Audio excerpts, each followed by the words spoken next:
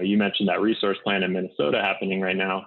There's new gas proposed in that plan. And our report highlights that new gas is a false bridge, a stranded asset, and potentially a huge risk for customers. So utilities lose points if they're building new gas.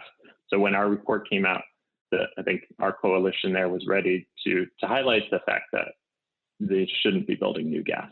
That's not really compatible with what they claim to be doing long term.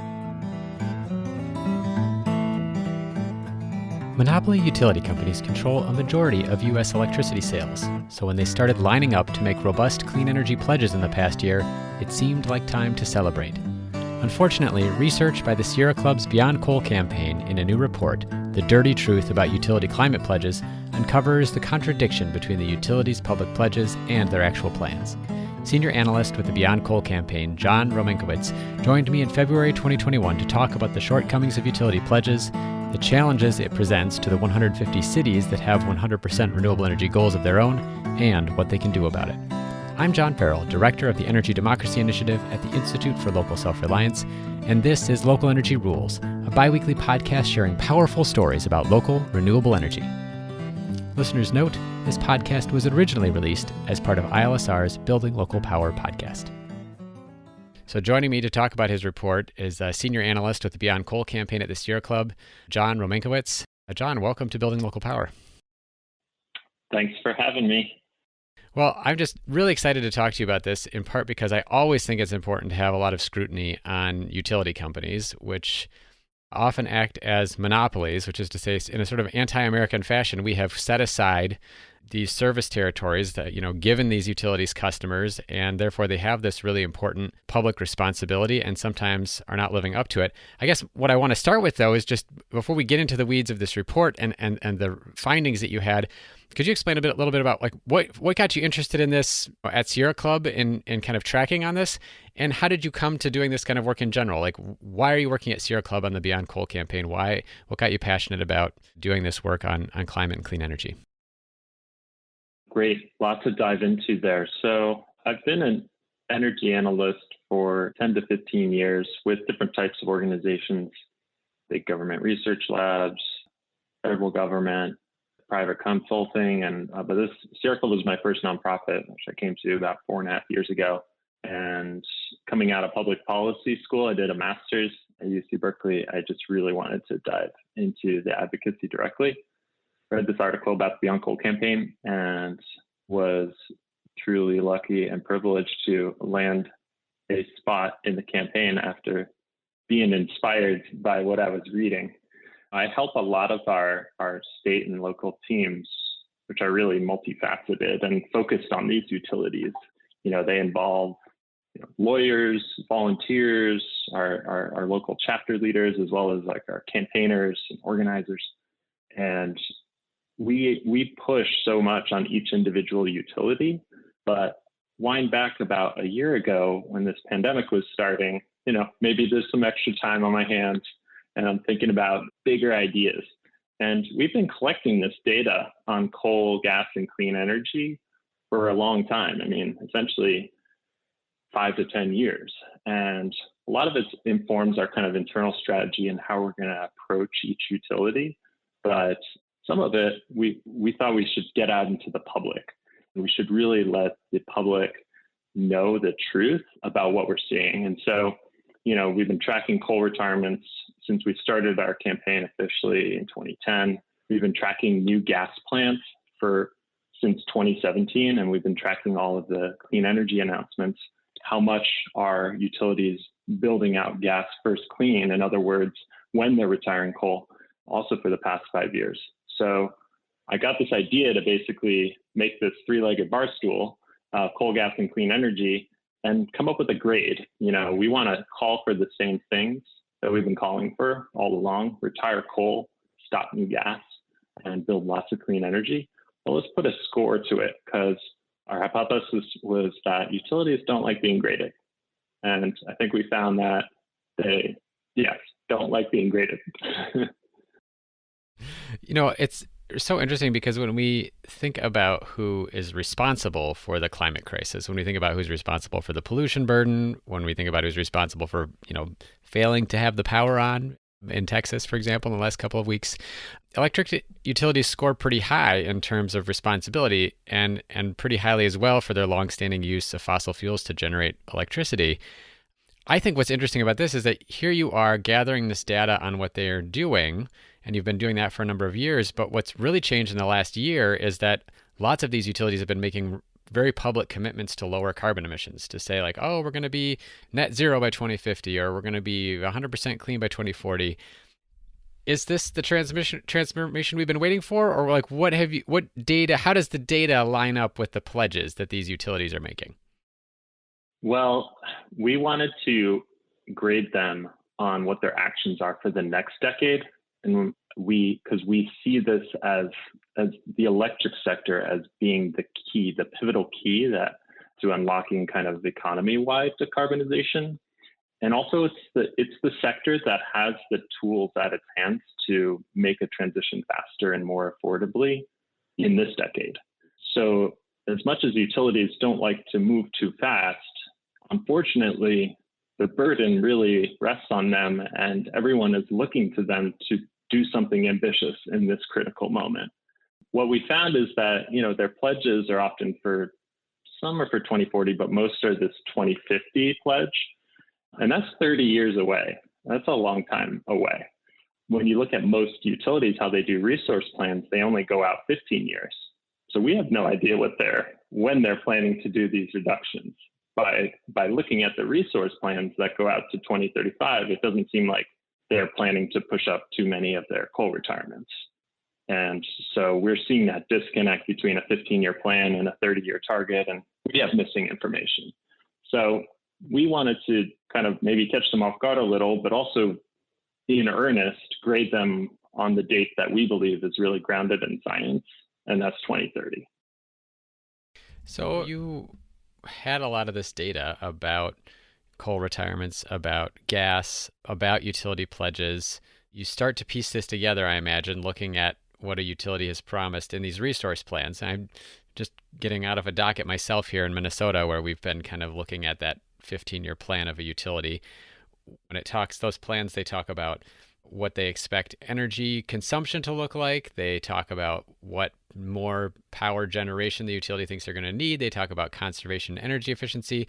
So as you dug into what these utilities were planning to do to compare it to their pledges, but also against this important kind of next decade timeline, what were utilities planning to do? What were they saying that they had in mind for the next 15 years?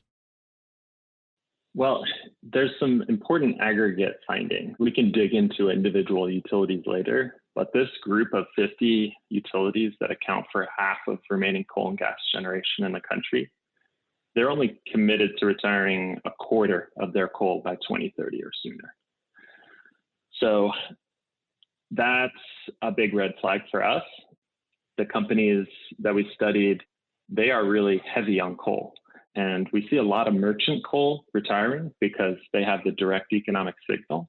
But coal that's owned by regulated utilities that can earn a rate of recovery on these coal assets, they are very leery of bumping up their coal dates for a lot of reasons, and that they're kind of obfuscating with. And basically the data said they're only committed to retiring 25% of their coal.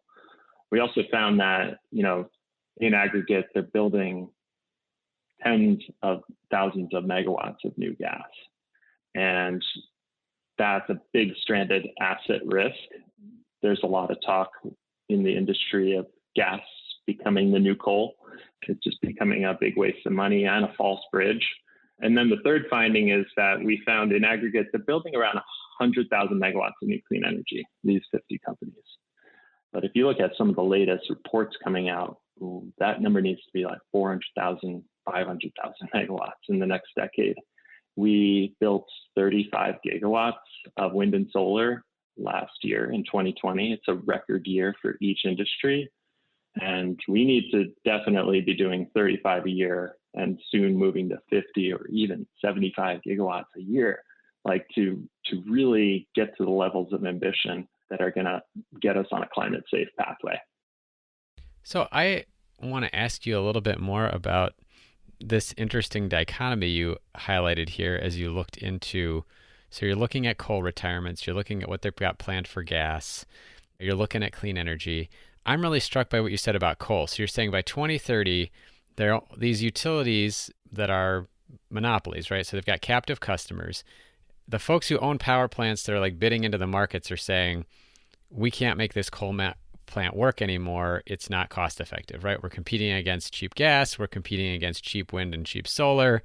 It doesn't make sense to keep running. So I had sort of written down here, I wanted to follow this, such an important quote, I feel like, in the way that you think about any kind of policy, which is follow the money, right? Like, what financial incentives are driving these utilities to keep coal plants open that we know are not really economic to run? And I guess, who's going to pay the price of this, right? So if the merchant plant, this is a plant that's independently owned. It's out in the market. It's competing.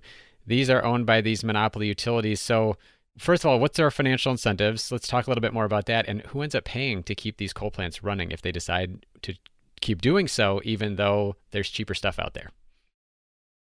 Yeah, that's a really complex question, but a great one. I think my first point in following the money is that the utilities ask for this money, many of them, not all of them, through dockets, like you mentioned, through rate cases. And so at least I think 30 out of the 50 companies we graded, really are going through a public utility commission. And that commission has to approve or deny certain investments to be part of the rate base. Which coal plants are economic, which ones aren't, how are they running them? And so commissions can be different. They can look quite different. Some are elected, some are appointed, but we do see some commissions that kind of rubber stamp what the utilities want.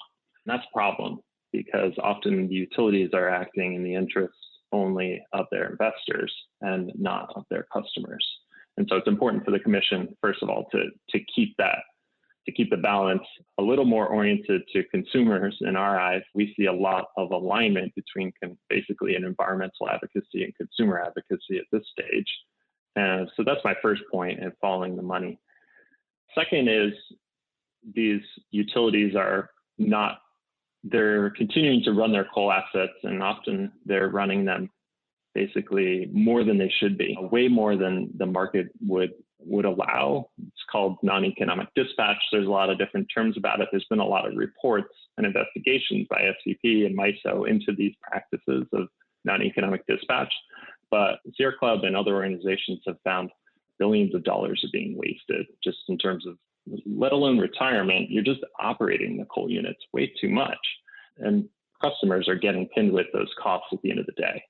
And then, following the money, I think it's the partner of a rate case is in our eyes, a resource plan, which can help you determine when you have a lower cost alternative to go with. And for that, follow the money. I go to what assumptions you're using in the resource plan. Are you using outdated wind and solar costs, or are you excluding battery storage from your modeling explicitly because you don't think it can provide the services? And so in that case, we look at an A utility, Northern Indiana Public Service Company. They get the highest score of any parent company in our report. And they used what's called an all-source request for proposal to get bids on what the latest wind, solar, and battery costs are so that they could use that to inform their planning.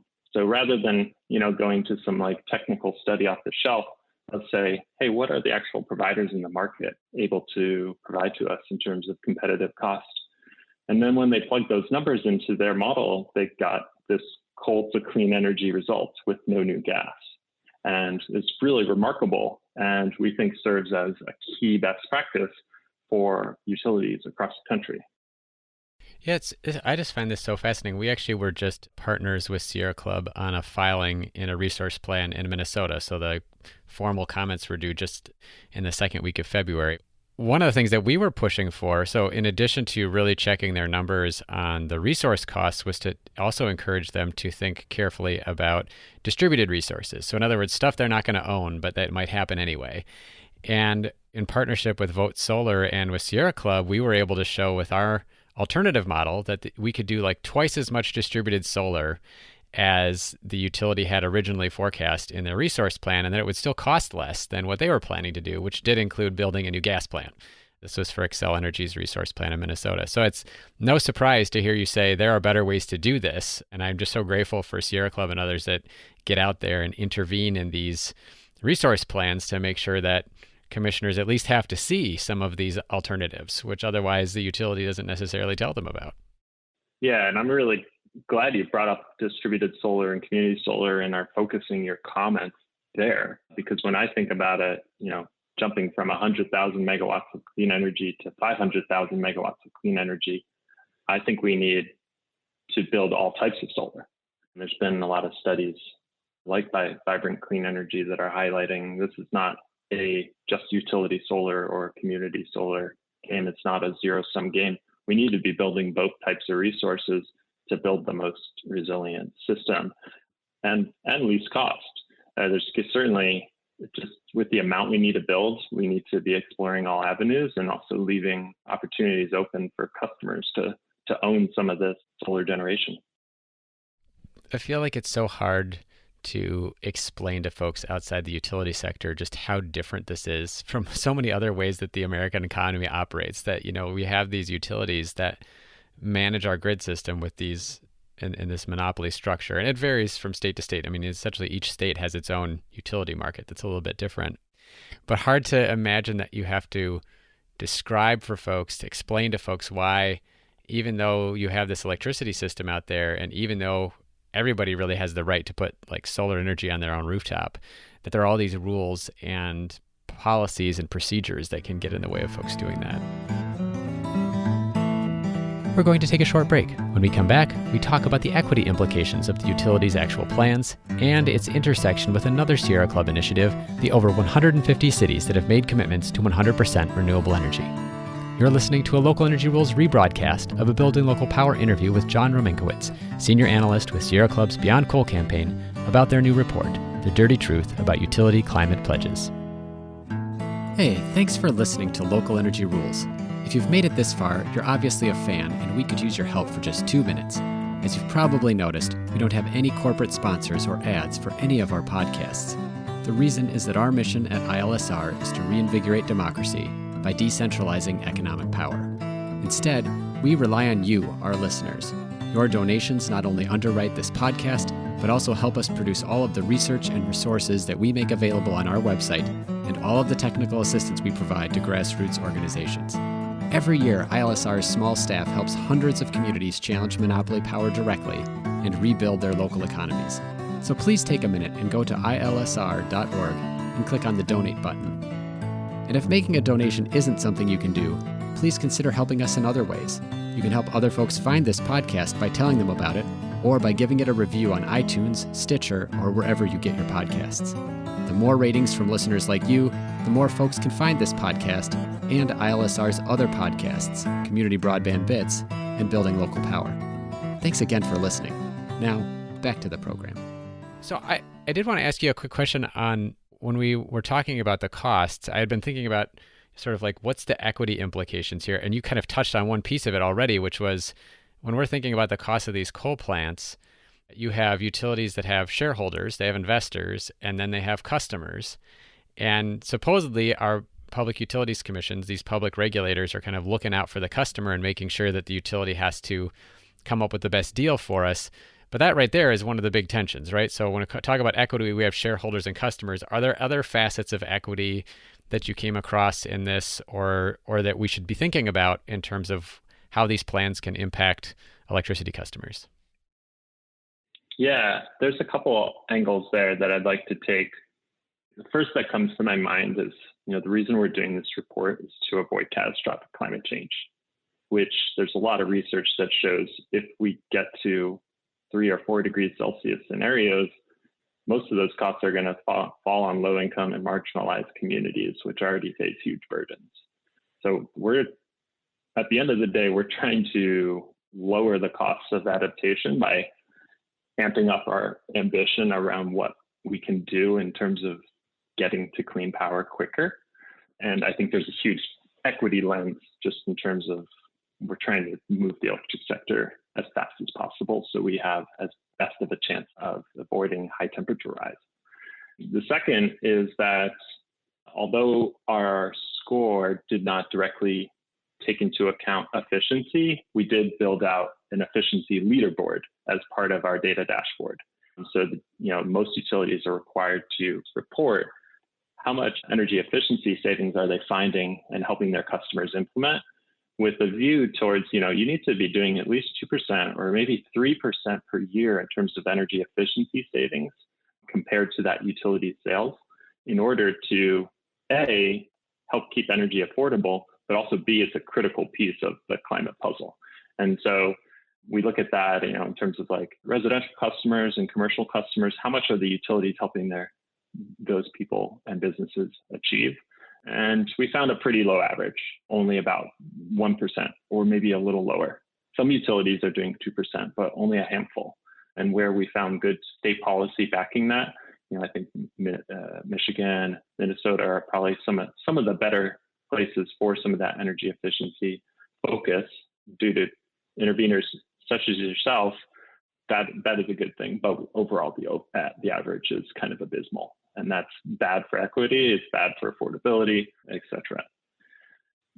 And I think the other equity lens is that a lot of these coal plants, many of them are in urban communities and impact fence line communities with air pollution for not just now, but they have been doing that for decades. And so it really provides an impetus to get this coal offline as soon as possible. There's huge just health benefits that will really accrue to fence line communities if we get these coal units offline sooner. It's really striking how it's sort of like on both ends for a lot of these policies, whether it's like you just explained with the coal plants. It's striking that you're talking about the costs financially and environmentally have already fallen hardest on marginalized communities, on communities of color, and that continuing to operate them will continue to have that disproportionate impact, the health impacts and the cost impacts. Like shutting them down is a win-win. And same things for energy efficiency. You not only get people who have lower bills and more comfortable homes, but then everybody pays less for energy because you have to use less of it. I keep thinking about that, of course, with what's happened in Texas, where they talk about like the homes weren't insulated and neither were the power plants. And so you have all of these cascading problems now from that. And it just makes me wonder if homes in Texas had as much insulation as homes in Minnesota. Certainly it wouldn't be for the typical conditions, although insulation helps against heat as well as cold. How much of a difference that could have made, I don't know. It's quite striking. It is. I think a lot of that, I just was reading that so many new homes are being built in Texas, and a lot of them have electric heat. I would wonder how much of them is resistance heating versus heat pump heating, because we know heat pumps are both rely on electricity, but heat pumps are so much more efficient, and especially would work very well in a climate like Texas, even for those colder spells. So let's pivot a little bit. I want to talk about Sierra Club's not just doing this amazing work around the Beyond Coal campaign and talking about the enormous costs if we let utilities kind of ram through these resource plans that are not in customers' best interest, whether environmentally speaking or economically speaking. But it's also led a really impressive and successful campaign to get U.S. cities to adopt ambitious renewable energy pledges, generally 100% renewable energy, usually by a much sooner date than these utilities are pledging, like 2030 or earlier. And you've got over 150 cities representing 100 million Americans that have signed on. We've been doing a whole interview series for our Local Energy Rules podcast, talking to the cities that have made these pledges and kind of asking these key questions about, well, how can you get there? What are the strategies that you're thinking of? And first of all, I just have to say, I'm always amazed at all of the things that they're thinking of, at the kind of planning that they're trying to do, the way that they're communicating with the community that reflects in a lot of ways the organizing work that Sierra Club members have done.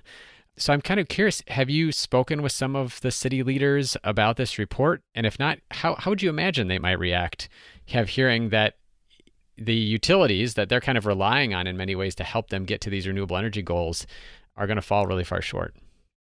I think the first thing that comes to my mind is that in terms of these utility climate pledges, the first one out of the gate was in 2018, and that was Xcel.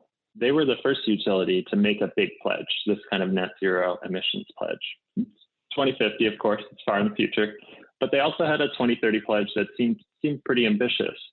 And we know from city leaders that in Denver, Minneapolis, and St. Paul, those are all different cities that are in Xcel's service territory.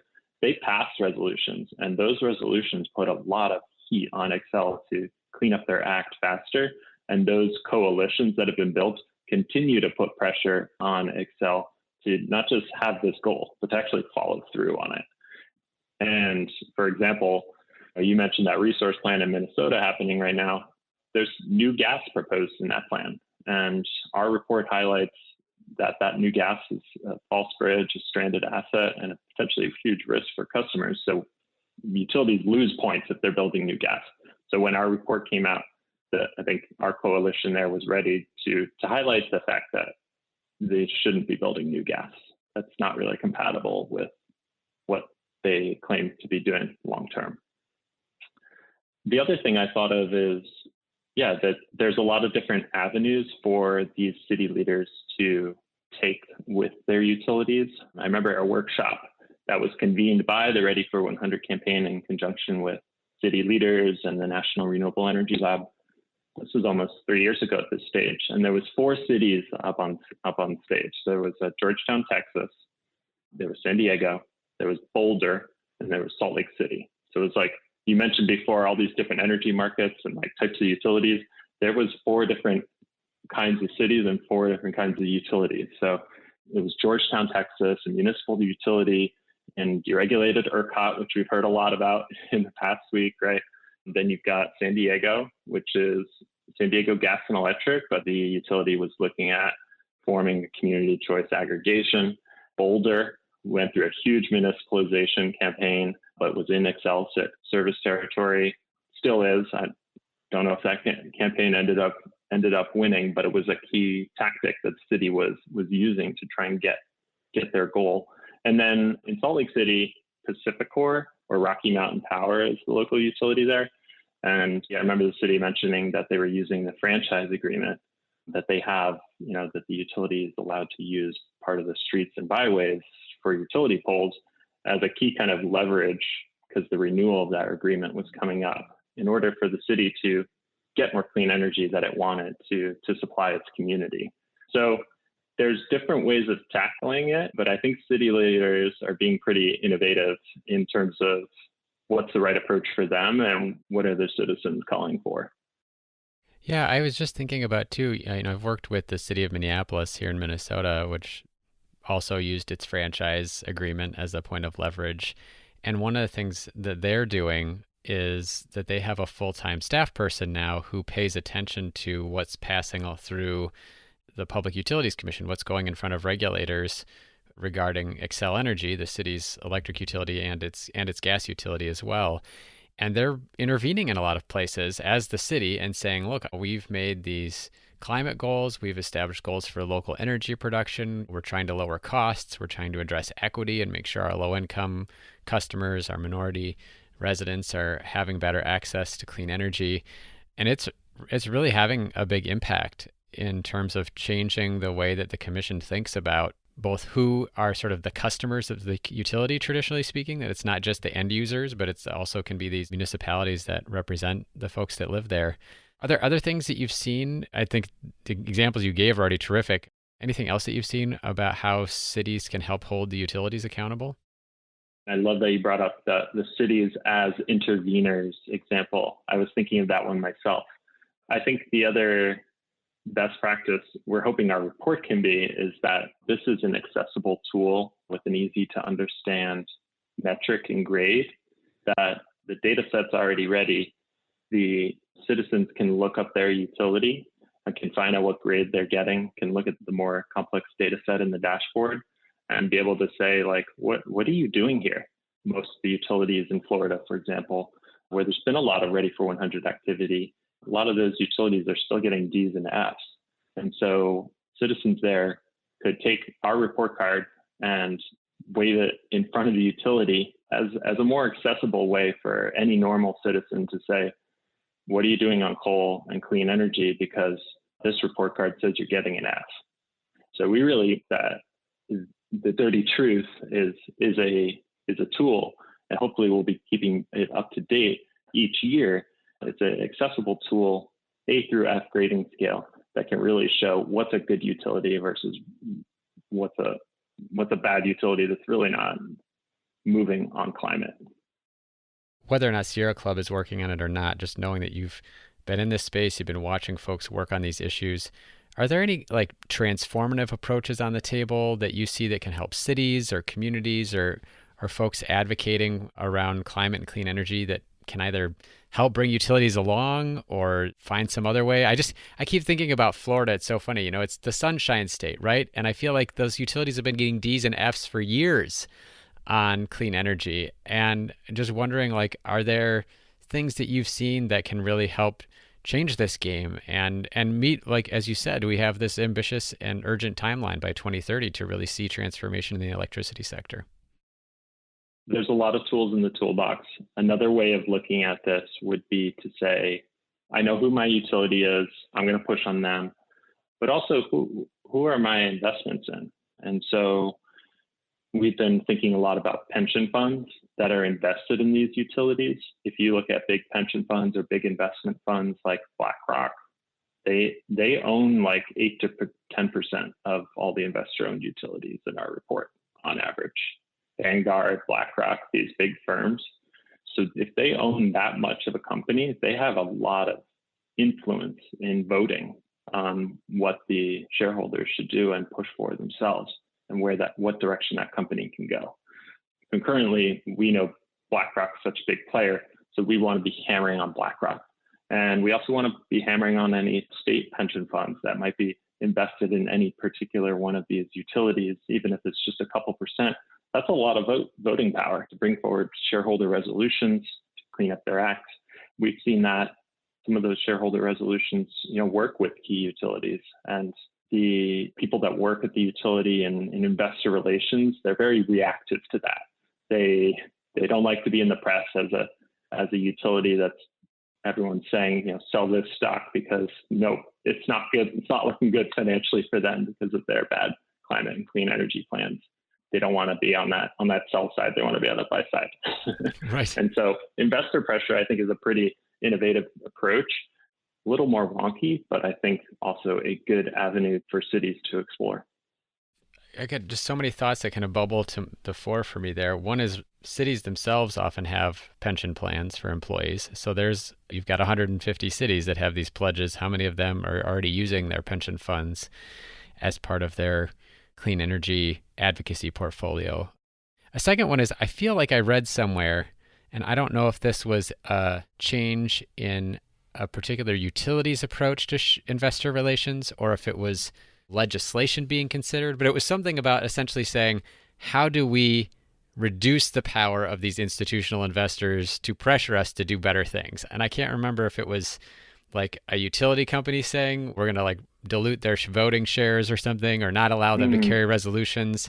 I guess rather than dwell too much on the way that utilities are going to push back, I'm curious, are there changes to the market rules for utilities or to advocacy rules? Like, are there policy ideas at the state or federal or local level that you see as helpful in creating the pressure on these utility companies or reducing their influence or lifting up other actors that can help us get to the same goals, but rely less on sort of winning over the utilities or pushing them to do something different? I really think some sort of state or federal standard, if it could be swung around the all source request for proposal, that allows clean energy and demand side technologies to compete on a level playing field with coal and gas. I think that's just a really key way that should be bipartisan. Let's let the market speak and let businesses speak and provide their costs and the performances of their various technologies and compare them on a level playing field, because I feel like that's something we've just seen as pretty transformative practice for utilities that are getting A's and B's versus ones that are getting D's and F's. They wouldn't touch an all source request proposal with a 10-foot pole. And also, I think there's other characteristics of F utilities that we didn't highlight as much in the report, but bubble up from time to time or quite frequently. And it's kind of things around democracy and participation. A lot of F utilities don't have compensation for consumer advocates to participate in commission proceedings. And so you don't have those voices at the table. Sometimes they also just redact all sorts of information from their public documents. And so then the question is, what's the point of having public participation in your resource plan if you're just going to redact all the important information about your clean energy plans and your coal assets? So we see that a lot. A lot of these F utilities are just taking the black highlighter pen and redacting out the most important parts of the documents. They're just hiding things, and it's very sad to see. So better practices that the state could enforce around public disclosure, and public participation in these different types of venues, I think are key. And then the all source request for proposals requirement and allowing those technologies to compete on a level playing field is also another key policy we should try and push at state levels. Well, John, I just want to thank you so much for taking the time to talk about this report. So the dirty truth about utility climate pledges, we'll have a link on our show page. Make sure folks can find the report. Are there other resources of Sierra clubs or otherwise that you think are important for folks to learn more about this important issue of utilities making pledges, but then not necessarily living up to them? We're certainly going to be keeping our report card up to date. Beyondcoal.org is kind of the easiest website to find our different resources, our coal map about where the remaining coal plants are. And it's also, our report is linked there on that webpage as well. So that's probably our best go-to resource where our members and supporters and our growing network can find the best information. Well, thanks again, John, for taking the time. Really appreciate your overview of the report and the great research. Looking forward to sharing it with as many people as we can. All right. Thanks so much for having me. Thank you so much for listening to this episode of Local Energy Rules with John Romankiewicz, Senior Analyst with the Sierra Club's Beyond Coal campaign, discussing their new report, uncovering the dirty truth about utility climate pledges. On the show page, look for links to the report and Sierra Club's website where you can look up the grade of your electric utility. On ILSR's website, you can also find our interactive community power map showing all of the cities with 100% renewable energy pledges, as well as the interactive community power toolkit with stories of how cities have used their leverage to get close to their energy and climate goals. Local Energy Rules is produced by myself and Maria McCoy with editing provided by audio engineer Drew Birschbach. Tune back into Local Energy Rules every 2 weeks to hear more powerful stories of communities taking on concentrated power to transform the energy system. Until next time, keep your energy local, and thanks for listening.